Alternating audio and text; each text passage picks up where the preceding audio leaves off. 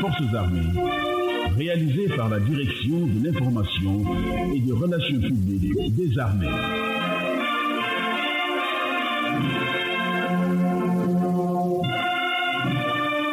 Avec la collaboration technique de la Radio-Télévision du Sénégal. Fidèles auditeurs, bonjour et bienvenue dans votre émission Armée Nation, la voix des Djambars. Une émission conçue et réalisée par la division média stratégie de la Direction de l'information et des relations publiques des armées. Le sommaire dans un instant.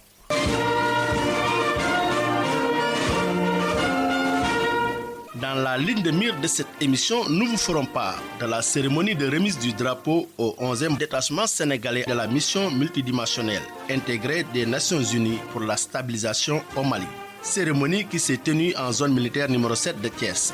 De Thiès, nous ferons un saut à Dakar. Cette fois, nous vous proposerons la cérémonie de baptême et d'inauguration de la nouvelle crèche du centre social de la Marine nationale à la rue Vincent. Dans le mini-journal, nous vous proposerons la visite pédagogique de la première promotion de l'École supérieure de guerre de l'Institut de défense du Sénégal à l'état-major de l'armée de terre. Élément qui sera suivi de la rubrique Focus sur. À l'honneur pour cette présente émission, le bataillon au rang. À cet effet, Armée Nation s'entretiendra avec le lieutenant-colonel Abdourahmane Diaw, chef du corps. Dans la page santé, vous aurez l'entretien sur les hépatites avec le médecin lieutenant-colonel Ibrahim Diallo, hépatologue, gastro-entérologue et spécialiste des hôpitaux des armées, adjoint au chef de service gastro-entérologue de l'hôpital principal de Dakar. Les avisés communiqués et le disque du soldat boucleront cette émission. À la présentation, sergent-chef Alassane Diop, à la cabine technique, sergent-chef Famara Bodjan. Le développement des titres dans un court instant.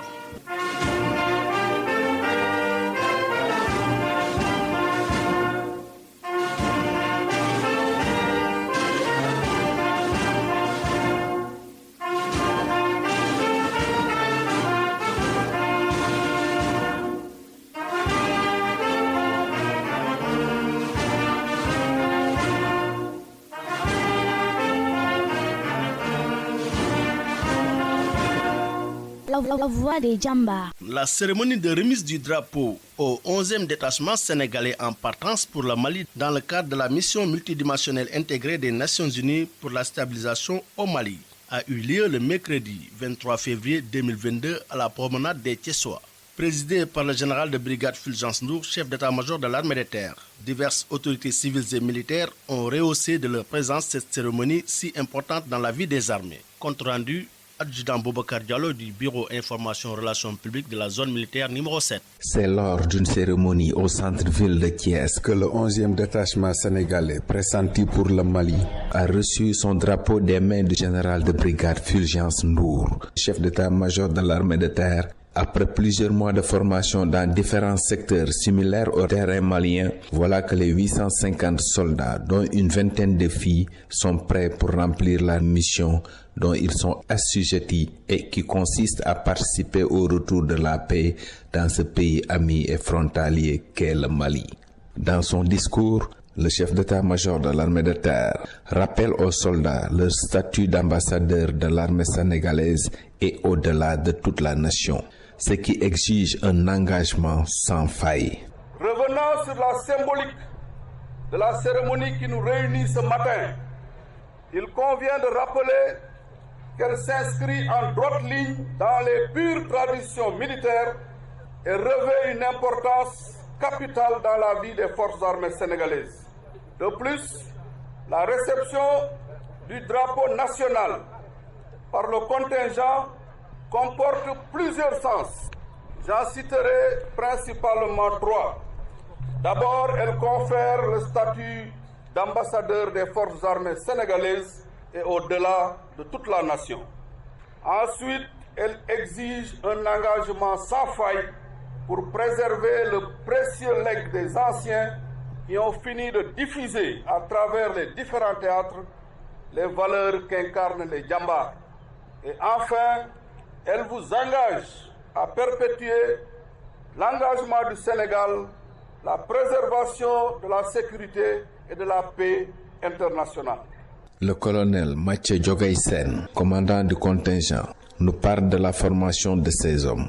Le bataillon a été très bien préparé C'est l'occasion de remercier l'état-major de l'armée de terre qui a bien voulu coordonner et piloter le programme d'entraînement du DETSEN, a commencé par le regroupement depuis le 2 novembre dernier au centre d'entraînement tactique Capitaine Baïdiagne, où le bataillon a eu un entraînement avec du personnel venant de l'aménagement dans le cadre de l'UNMAS, où on a eu à faire beaucoup de modules concernant la contre-IED, lutte contre les engins explosifs improvisés. Mais également à Doji, les maths a également piloté l'entraînement depuis Doji, où on a fait avec la partie américaine le module SFAB pour la préparation opérationnelle. À compter du 20 décembre jusqu'au 28 janvier. Et à partir du 31 janvier, on a attaqué le cycle module OPEX avec la partie française, avec un DIO français au centre d'entraînement tactique colonel Thierno Ndiaye à Doji. Ce contingent 11e de nom s'envolera dans quelques jours pour le Mali pour relever le 10e détachement qui est sur place depuis un peu plus d'1 an.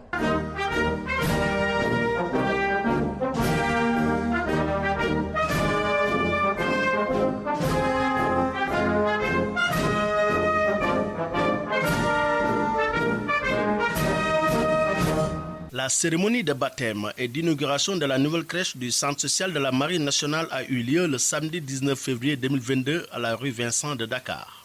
Elle a été présidée par le contre-amiral Omar Wade, chef d'état-major de la Marine nationale, en présence du colonel Ndiagne Diouf, directeur de l'action sociale des armées, de la marine et de plusieurs invités civils et militaires.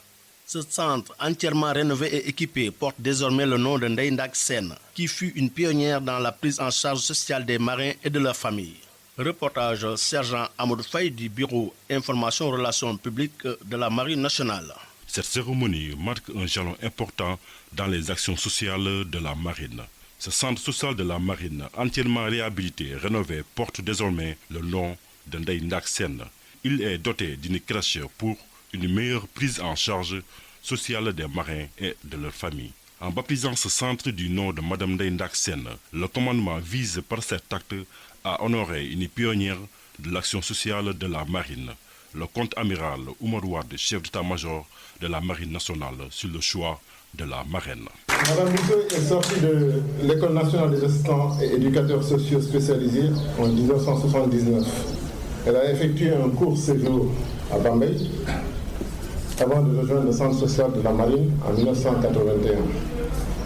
Elle était alors la deuxième assistante sociale de nos forces armées. Du mois d'août 1981 à décembre 2012, elle a inlassablement travaillé à côté des marins, en leur apportant le soutien nécessaire pour l'épanouissement de la famille. Elle a érigé ce centre en modèle et mis gracieusement son talent, son énergie et ses ressources pour le bien-être de nos familles. Travailleuse acharnée et déterminée, elle a été d'un soutien inestimable suite à la tragédie du Joola. Durant cet épisode douloureux, la vie de notre nation, elle a soutenu des dizaines et des dizaines de familles.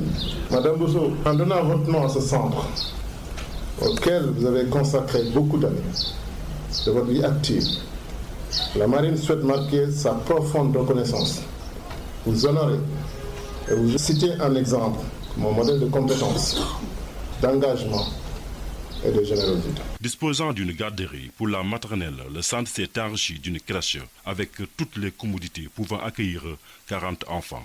Le lieutenant de vaisseau Adiakabe, point focal genre et chef du bureau planification et suivi et stage aux ressources humaines de la Marine nationale. En tant que point focal genre, la mise en place d'une crèche pour le personnel de la Marine nationale était un défi à relever. Cette crèche permet de régler beaucoup de problèmes au niveau de la Marine. Non seulement des problèmes qui sont liés au retard, mais aussi aux absences. Donc ça soulage beaucoup le personnel, en particulier le personnel féminin. Donc la crèche de la Marine nationale a une capacité d'accueil de 40 enfants. Et on va y accueillir des enfants de marins qui sont âgés entre 2 mois et 3 ans. Connue sous le nom de Madame Bousso, la marraine Ndeye Ndak Sène a contribué au rayonnement du centre social de la Marine qu'elle a dirigé pendant plus de 3 décennies. À cet effet, le CEM Marine l'a décorée à la médaille d'honneur de la Marine. Elle se dit heureuse et honorée à la fois. C'est un honneur. L'honneur ne peut pas être plus grand que celui-là. Voilà, j'ai fait 33 ans ici. Bon, je ne peux pas dire que j'ai bien travaillé parce que ce sont les gens qui doivent apprécier. Mais quand même, ils m'ont bien témoigné.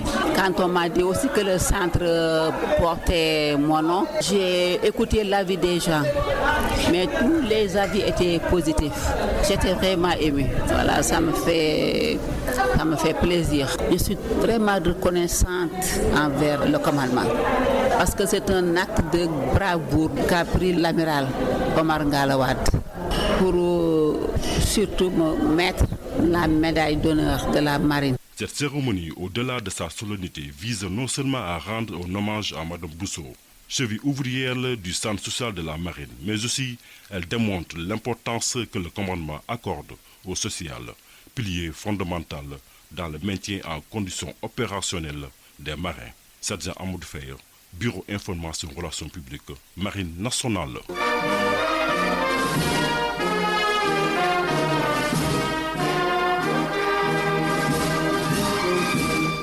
La première promotion de l'école supérieure de guerre de l'Institut de défense du Sénégal, sous la conduite du colonel Ousmane Ali Khan, directeur du cours, a effectué une visite de travail le mardi 22 février 2022 à l'état-major de l'armée de terre. Cette activité pédagogique avait pour but d'imprégner les officiers stagiaires du fonctionnement des états-majors d'armée. Compte rendu sergent-chef Seydou Diallo du Bureau Information Relations Publiques de l'état-major de l'armée de terre. Les temps forts de cette visite étaient dédiés à la présentation organique de l'armée de terre.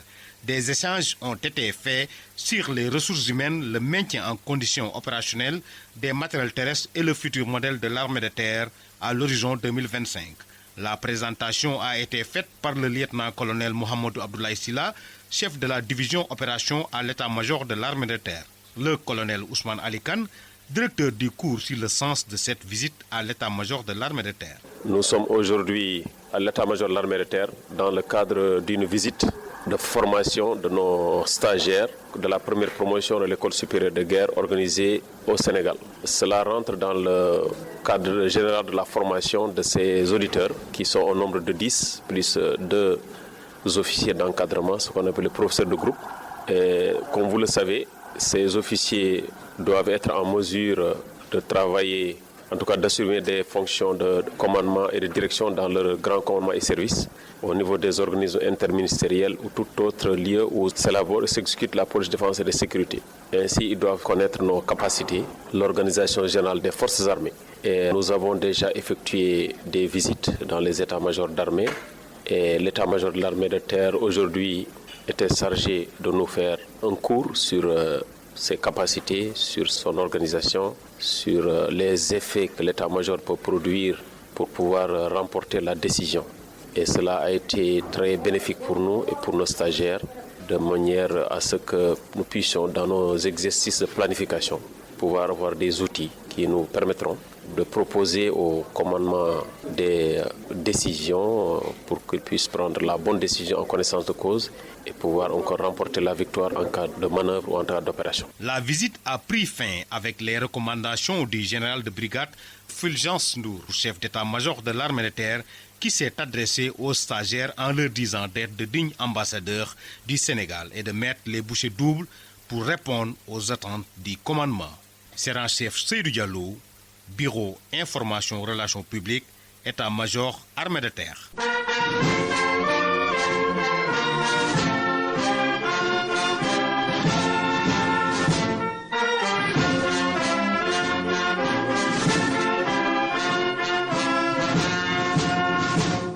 Dans votre rubrique Focus sur, Armée Nation a reçu dans le studio Feu adjudant Mansour Diouf de la direction de l'information et des relations publiques des armées, le lieutenant-colonel Abdourahmane Diaw, chef de corps du bataillon Oran. Les questions relatives à l'historique, la particularité de ce bataillon, ses missions entre autres ont été abordées. Suivons cette page spéciale consacrée au bataillon Oran avec le sergent-chef Dominique Mendy. Auditrices et auditeurs de Armée Nation, nous sommes avec le lieutenant-colonel Abdourahmane Diaw, chef de corps du bataillon Oran de l'état-major général des armées, dans le cadre de notre rubrique Focus sur de notre émission Armée Nation. Mon colonel, bonjour et bienvenue. Bonjour. Mon colonel, pouvez-vous nous faire un bref aperçu de l'historique du bataillon Oran? Merci beaucoup, chef Mendy. Voilà, donc je suis le lieutenant-colonel Abdourahmane Diop, comme vous venez de le dire, chef de corps du bataillon Oran. Vous me posez une question centrale, l'historique du bataillon Oran. En fait, l'ancêtre du bataillon Oran, c'est le bataillon de Dakar qui était implanté au camp Lat Dior. Au niveau de l'état-major, nous avions des bureaux techniques. En 1978, le bataillon Oran a été créé et implanté sur le site du bataillon de sport, le camp général Idrissa Fall. C'est en 1989 que le bataillon Oran a été délocalisé et implanté à son lieu actuel, ici au camp Djel Diop. Selon vous, mon colonel, quelle est la particularité de ce bataillon implanté au quartier Djel Diop? Le bataillon Oran est un corps de troupes à vocation exclusivement administrative. Elle constitue une formation de l'armée de terre assez particulière du fait de son organisation. Je reviendrai après sur la constitution, mais comme vous le voyez, nous avons des structures qui sont au niveau de l'état-major, mais il y a d'autres structures qui sont externes à l'état-major, mais qui sont toujours gérées par le bataillon Oran. Pouvez-vous revenir sur les différentes missions assignées au bataillon Oran? La mission du bataillon est d'assurer l'administration des personnels et du matériel des compagnies et de la musique principale des forces armées, ainsi que le personnel en position hors cadre. Cela dit, mon colonel, pour mener à bien vos missions, comment est structuré votre bataillon? Le bataillon Oran est structuré en compagnie. Nous avons d'abord la compagnie du quartier général, CQG, qui s'occupe de l'administration du personnel au niveau de l'état-major. Nous avons aussi la compagnie du commandement du bataillon qui administre tout le personnel extérieur à l'état-major. Nous avons la compagnie de protection et d'honneur qui assure tout ce qui est sécurité et qui, à l'occasion des visites d'autorité, rend les honneurs au profit du chef d'état-major général des armées. En plus de cela, nous avons la musique principale des forces armées qui est présentement localisée au niveau du camp général Idrissa Fall. Commander un bataillon comme le vôtre peut sembler compliqué du fait de l'appartenance de la plupart des militaires à des structures. Quel sens de management pour juguler une telle situation? Oui, comme vous le dites, c'est une réalité parce que nous administrons un personnel qui est souvent sous la coupe de chefs de chaîne, de chefs de division. Et la relation hiérarchique avec ces chefs, ce sont nos autorités. Donc vouloir administrer ce personnel, parfois, peut être compliqué, mais ça ne l'est pas du tout, parce que chacun a ses domaines. Nous gérons ce personnel au plan administratif, donc tout ce qui a trait à l'administration, nous sommes responsables. Maintenant, au plan opérationnel et le service de tous les jours, ils dépendent directement de leur chef de chaîne et de leur chef de division. Maintenant, il se peut, dans le cadre de nos services, que nous ayons besoin du personnel qui n'est pas sous notre coupe directe. Et dans ce cas, c'est un dialogue que nous instaurons avec les chefs de division pour mettre à notre disposition ce personnel pour juste un besoin spécifique. À l'issue de la mission spécifique, ils retournent à leur métier. Voilà, donc c'est comme ça. C'est ce qui fait qu'il n'y a pas de conflit. Chacun sait là où il doit s'arrêter. Nous les gérons administrativement, mais au plan purement opérationnel, pour le travail de tous les jours, ils dépendent de leur chef direct.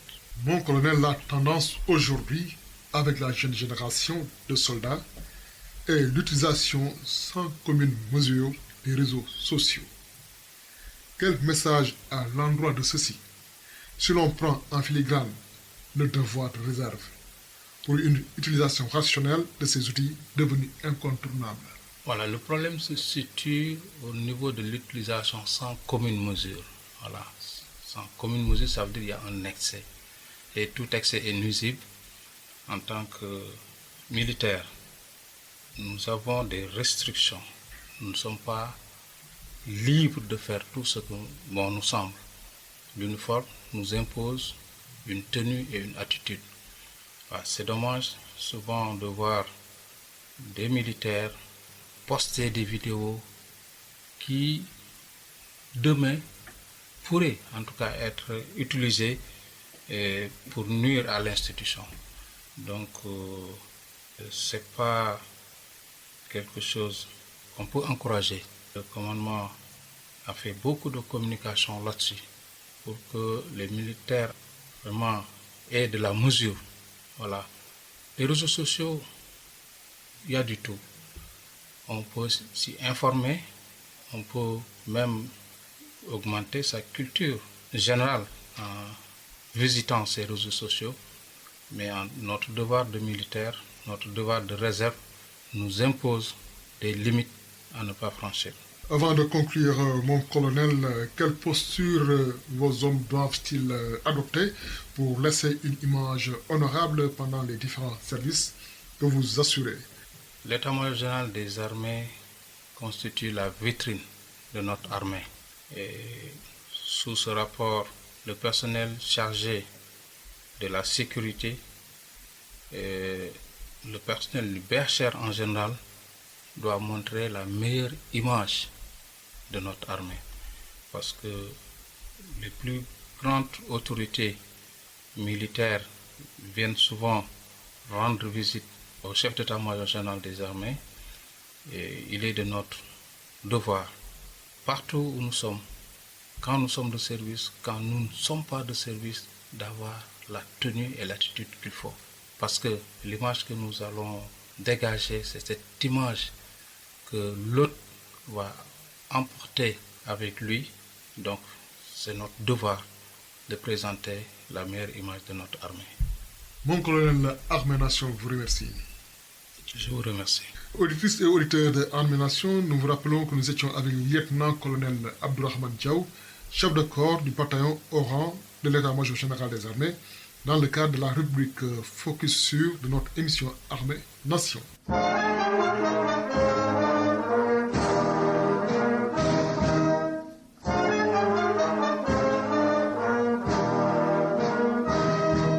Pour les besoins de la page santé de votre émission de la semaine, le médecin lieutenant-colonel Ibrahima Diallo, hépatologue, gastro-entérologue, spécialiste des hôpitaux des armées et adjoint au chef de service gastro-entérologie de l'hôpital principal de Dakar, a accordé à Armée Nation un entretien relatif aux hépatites. Bonjour docteur. Bonjour, je suis le médecin lieutenant-colonel Ibrahima Diallo. Je suis hépato-gastro-entérologue, spécialiste des hôpitaux des armées, adjoint au chef de service de gastro-entérologie. Docteur, on va entrer dans le vif du sujet. Aujourd'hui, notre discussion portera sur l'hépatite. Docteur, qu'est-ce que l'hépatite? L'hépatite, donc plus précisément l'hépatite B, donc qui nous concerne surtout, est une maladie due à un virus, qu'on appelle le virus de l'hépatite B. Donc, c'est un virus qui existe de façon endémique à travers le monde et il existe des zones de forte prévalence, notamment dans la région de l'Afrique subsaharienne, où se situe le Sénégal, où nous avons des taux élevés de prévalence du virus de l'hépatite B. C'est un virus qui peut donner une maladie au niveau du foie, d'où le terme hépatite. Donc, ça peut donner une inflammation du foie qui, à la longue, peut se compliquer pour donner soit une cirrhose ou bien un cancer du foie qui est la complication la plus redoutable. Vous venez de le mentionner, hépatite B. Donc, existe-t-il différentes variantes d'hépatite? Oui, il existe plusieurs types d'hépatite. Donc, il y a les hépatites dues à des virus hépatotropes, donc qui ont eu seulement une prédominance d'une atteinte hépatique, qu'on appelle les virus de l'hépatite A, le virus de l'hépatite B, le virus de l'hépatite C, le virus de l'hépatite D, le virus de l'hépatite E. Il existe d'autres virus d'hépatite également, mais les plus courants, ce sont les virus que je viens de citer. Et en ce qui nous concerne, c'est le virus de l'hépatite B qui vraiment pose problème dans notre pays. Docteur, pouvez-vous revenir sur les modes de transmission de l'hépatite? L'hépatite B se transmet de plusieurs façons. Et cette transmission est variable selon les zones où on se situe. En ce qui nous concerne, la transmission la plus fréquente est ce qu'on appelle la transmission horizontale. Lorsque l'enfant naît, au moment de la naissance, la maman peut transmettre à l'enfant le virus, ou bien lorsque l'enfant est jeune, entre 0 et 5 ans, au moment où ses défenses immunitaires sont faibles, il peut acquérir l'infection par l'intermédiaire d'un membre de la famille, ou bien lorsque les enfants sont également à la crèche, par l'intermédiaire des gens qui les entourent. Ça, c'est le mode de transmission le plus fréquent dans nos régions. Mais l'hépatite peut se transmettre également par voie sexuelle, d'un partenaire qui a le virus à un autre partenaire qui n'en a pas. Il peut se transmettre également par voie sanguine, notamment avec l'usage d'objets souillés, les seringues ou bien les aiguilles des objets souillés, donc qui n'ont pas été stérilisés, ou bien par l'intermédiaire de la transfusion sanguine, si la transfusion n'a pas été sécurisée, c'est-à-dire si on n'a pas recherché le virus avant de transfuser le sang. L'hépatite peut également se transmettre d'autres façons qui sont beaucoup plus rares, que ce soit avec les méthodes traditionnelles qu'on utilisait pour la scarification, pour les tatouages, ou bien la circoncision et autres, en utilisant un matériel qui n'a pas été stérilisé et qui est souillé. Donc en gros, ce sont vraiment les modes de transmission les plus fréquentes de l'hépatite. Souvent, on a tendance à dire que même partager les verres peut transmettre la maladie. Non. En fait, la transmission par le partage d'ustensiles est exceptionnelle, voire presque inexistant. Donc ça veut dire que l'on transmet par la salive, et ça c'est rare parce que le virus n'existe presque pas dans la salive, sauf chez les personnes qui ont des charges, des taux de virus très très très élevés dans le sang. Donc ce qui est un peu rare. Donc le fait de partager une tasse de thé, de partager une tasse pour boire et tout, ne peut pas permettre de transmettre l'hépatite. Docteur, comment reconnaître que la personne est malade d'hépatite? Ça, c'est le grand problème de l'hépatite. L'hépatite est une maladie silencieuse, c'est-à-dire qu'il n'y a presque pas de manifestation. Donc, c'est une maladie silencieuse et la plupart du temps, on découvre seulement lorsque on fait un dépistage en recherchant le virus. Mais souvent, la personne ne ressent rien. Donc, c'est pourquoi nous conseillons tout le temps aux gens de se faire dépister par rapport à l'hépatite. Parce que l'hépatite, sauf dans sa forme aiguë, donc qui est rare, où on peut avoir des manifestations à type de syndrome grippal, de douleur articulaire, d'ictère, donc c'est-à-dire la coloration jaune des yeux. Ça, on l'observe à la phase aiguë et pas tout le temps. Mais à la phase chronique, qui est la phase qui nous concerne le plus souvent, il n'y a aucune manifestation, sauf si l'hépatite a entraîné des complications. Docteur, comment faire pour éviter la maladie? Y a-t-il des vaccins ou autres méthodes de prévention? Pour éviter la maladie, la première chose à faire, c'est la vaccination. Il existe un vaccin qui est très efficace, qui existe au Sénégal depuis quelques années dans le programme élargi de vaccination. Et actuellement, depuis 2016, tous les enfants à la naissance doivent être vaccinés contre l'hépatite B. Ça, c'est le moyen le plus efficace pour éviter d'attraper l'infection. Les autres méthodes pour éviter d'avoir l'infection, c'est d'abord pour les adultes de se dépister, de voir s'ils n'ont pas le virus. S'ils ne l'ont pas, de voir s'ils n'ont pas de protection. Et s'ils ne l'ont pas, de se faire vacciner. Ensuite, il faut éviter d'utiliser du matériel qui est souillé, matériel médical qui est souillé. Éviter également d'avoir des rapports sexuels non protégés, notamment avec beaucoup de partenaires. Donc ceci peut aider à éviter la contamination avec le virus hépatite B. Mais ce que nous conseillons vraiment aux gens, c'est de faire un dépistage d'abord pour savoir s'ils ont l'hépatite ou pas avant de se faire vacciner.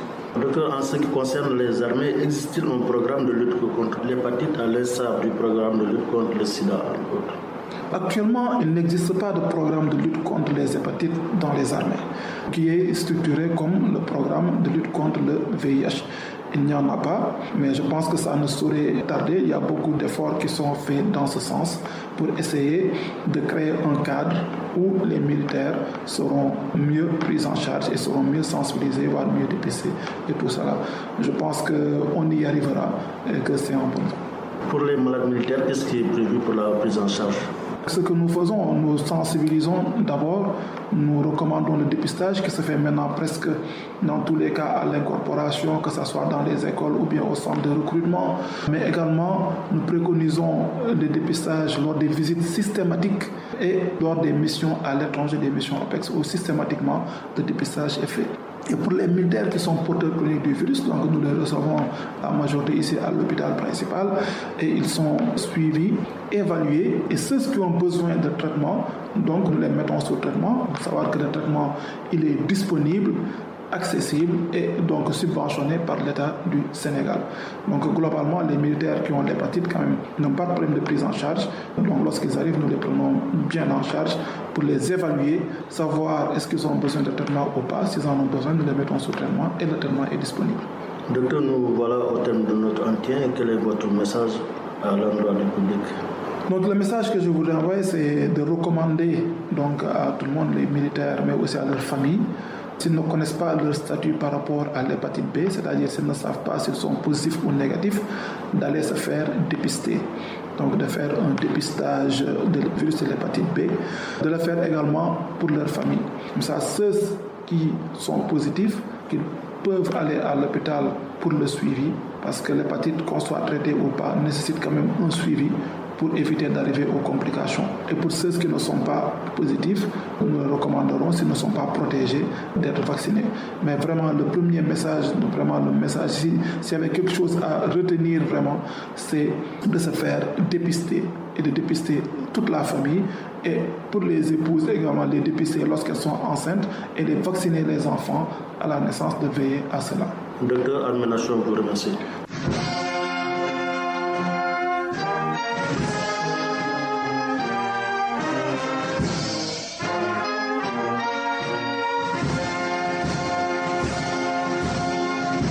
Les avisés communiqués avec le soldat de première classe Mortiam. Les résultats sportifs de la semaine du 14 août au 20 février s'établissent comme suit. En football, l'ASFA concède un nul vierge face à Cambérène lors de la 4e journée du championnat national 2. En handball, les militaires ont remporté leur match face à l'équipe saltiguée sur le score de 34 à 28. En basketball, l'ASFA a perdu face à l'UZB sur le score de 58 à 57. En judo, lors du championnat régional senior de Dakar individuel par catégorie de poids, l'association sportive des forces armées récolte 4 médailles d'or, 2 médailles d'argent et 1 de bronze. En taekwondo, au stadium Amadou Barry de Guédiawaye, les militaires occupent la 4e place de l'édition Open International Max Solution. En rugby, l'ASFA lamine Djambar sur le score de 14 à 4 lors de la 2e journée du championnat national de rugby A15. C'était tout pour vos résultats sportifs. Merci de l'avoir suivi et à très bientôt. Chers auditeurs, nous vous laissons avec le soldat de première classe Moussa Faye qui vous fera voyager dans le monde des décibels. Fidèles auditeurs, bienvenue dans votre rubrique dédicace. Ce morceau est choisi par le soldat de 2e classe Gabriel Diop pour faire plaisir à tout le contingent 2021, à toute la commune de Fissel, particulièrement les habitants de Mboufout, à sa maman Fakhan Sen, son grand frère Djigdjam Faye, à Véronique Faye et à Fatim Diop. Ce morceau est choisi par le soldat de 2e classe Aboubakar Sonko, à ses parents à Katamtoum Nema, ses amis Lamine, Serh, Zainaba, sans oublier Salimata. Le soldat de première classe Jean-Noël John, pour faire plaisir à son ami Théodore Sek, à M. Sadio depuis Ndofane Lagem, son papa Joseph John, au soldat de première classe Christophe Sour, sans oublier toute la population de Tanda Bar. Ce morceau est choisi également pour faire plaisir aux soldats de 2e classe Djala Keita, à ses parents, ses frères et sœurs à Kaulak, sans oublier le contingent 2021, à M. Singnaha, à Mame Djagan Chor, à Salou Djob et à Fatou Sis depuis Wakanguna. Ce morceau tournera pour faire plaisir aux soldats de 2e classe Mansour Djob, son papa Issa Djob, à Mounas Badjan, à Adja Djob, également aux soldats de 2e classe Malan d'Anfaha Mandjan, à ses parents à Tanaf, à Omar Alima et Nima Mandjan, sans oublier Ndeyseni Dias aux parcelles Zasseni Unité 21. Ce morceau est choisi également par le soldat de 2e classe Lamine Seye pour faire plaisir à son grand frère Ibou Seye à Bignona, à sa sœur Ndoumbe Seye, aux Parcelles Asseni, également au soldat de deuxième classe Joseph Sagna, à son papa Toussaint Sagna, son frère Michel Diata, sa sœur Marie, tous à Ziguinchor, sans oublier le groupe Les Frères du Sud Bello et à Bobo Diata depuis l'Indiane.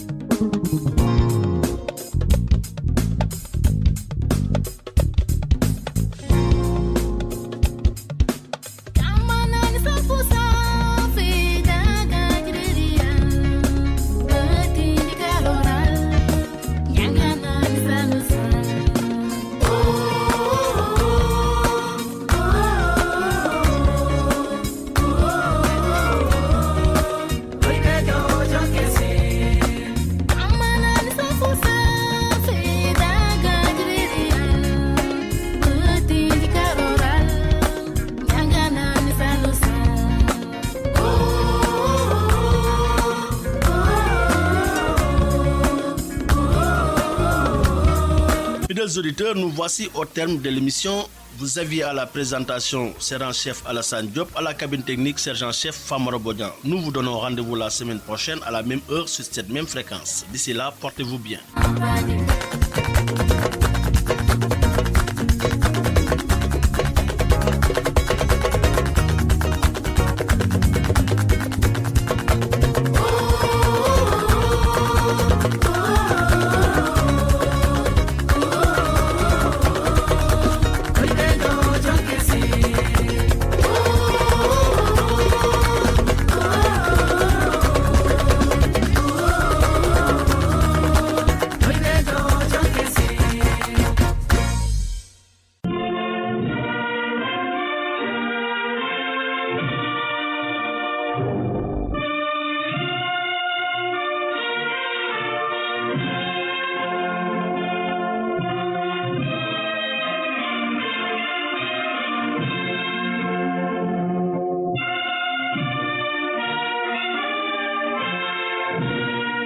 Armée-Nation.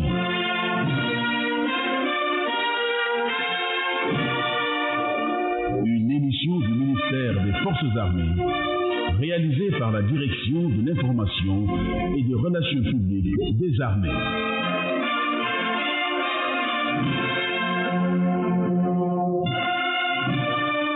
Avec la collaboration technique de la Radio-Télévision du Sénégal.